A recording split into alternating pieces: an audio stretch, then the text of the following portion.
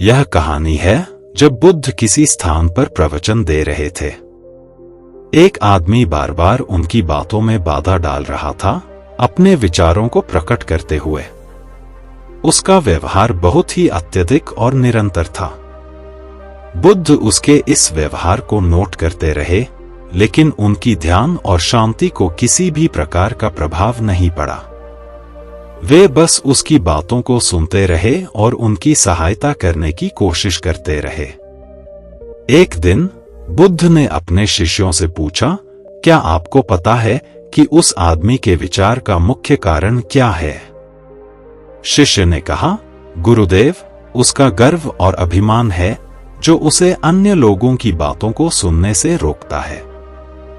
बुद्ध ने मुस्कान के साथ कहा, तुम सही हो, पर उसका यह गर्व उसे उसके आप में बंधक बना देता है। उसे अपने आप को अधिक महत्वपूर्ण मानने का अनुभव होता है।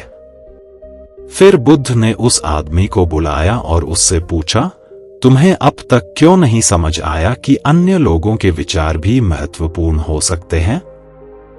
उस आदमी ने चिंता से उत्तर दिया, भगवान, मैं अभी तक यह समझ नहीं पा रहा हूं। बुद्ध ने कहा, तुम्हारा गर्व और अभिमान ही तुम्हें इस समझने से रोक रहा है कि दूसरों को सुनो। अपने अभिमान को छोड़ दो और दूसरों के विचारों को समझो, तभी तुम सच्ची ज्ञान को प्राप्त कर पाओगे। उस आदमी ने बुद्ध के वचनों को समझा और अपने अभिमान को छोड़ दिया। उसने समझा कि हम सभी में समानता है और हर व्यक्ति के विचार महत्वपूर्ण हो सकते हैं। उसने अपनी अनात्मज्ञता को हराकर सहयोग का मार्ग चुना। बुद्ध की वह उपदेश ने उस आदमी को समझाया कि अभिमान और अधिकारवाद से मुक्त होकर हम सहयोग और समानता के मार्ग को चुन सकते हैं। उसने अपने अनात्मज्ञता के माध्यम से दूसरों के विचारों को समझने और सम्मानित करने की कला सीखी।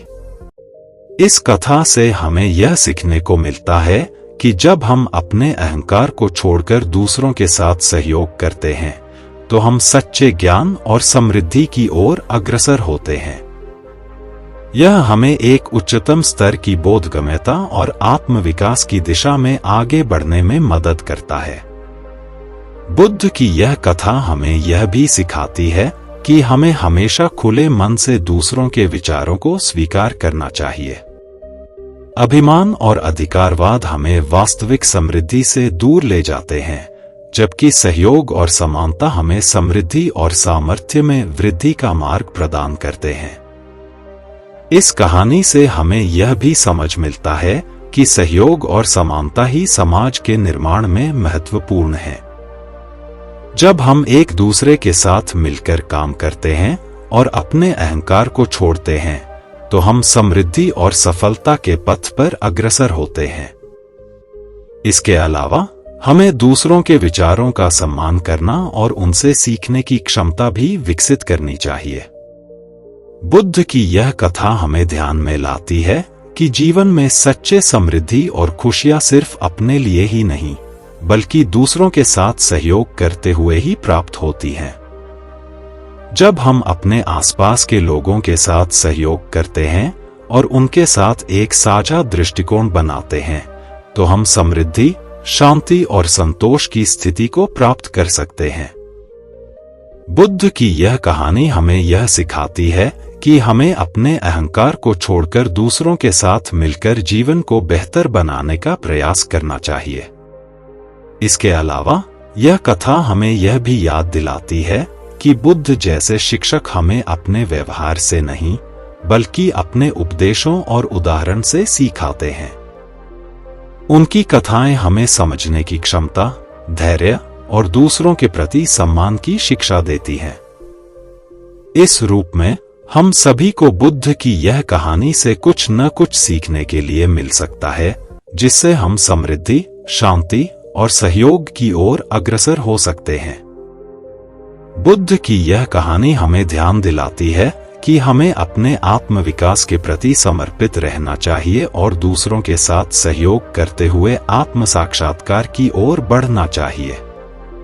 अभिमान और अधिकारवाद हमें वास्तविक आनंद और संबंधों से दूर करते हैं, जबकि समर्पण और सहयोग हमें संतोष और आत्मिक समृद्धि की ओर ले जाते हैं। बुद्ध की शिक्षाओं को अपनाने से हम अपने जीवन को अधिक संतुलित, शांत और खुशहाल बना सकते हैं, और दूसरों के साथ सहयोग करते हुए हम समृद्धि और समानता की समृद्धि को अनुभव कर सकते हैं। इस प्रकार बुद्ध की यह कहानी हमें अधिक समझने और सहयोग करने की प्रेरणा प्रदान करती है। बुद्ध की यह कहानी हमें यह भी सिखाती है कि हमें अपने अंदर के अभिमान और अहंकार को पहचानना और समाप्त करना चाहिए। जब हम अपने अभिमान को छोड़कर हमारी सीमाओं को पार करते हैं, तो हम सच्चे सहयोग और समानता के मार्ग पर चलते हैं। यह हमें अपने आत्मविकास के प्रति समर्पित रहने और अपने समाज में सकारात्मक परिवर्तन लाने की प्रेरणा देती है। इस कहानी के माध्यम से हमें यह भी याद दिलाया जाता है कि सहयोग और समानता ही हमारे समाज के निर्माण में महत्वपूर्ण है। जब हम सभी एक दूसरे के साथ मिलकर काम करते हैं, तो हम एक सकारात्मक और संबलित समाज की ओर प्रगति करते हैं।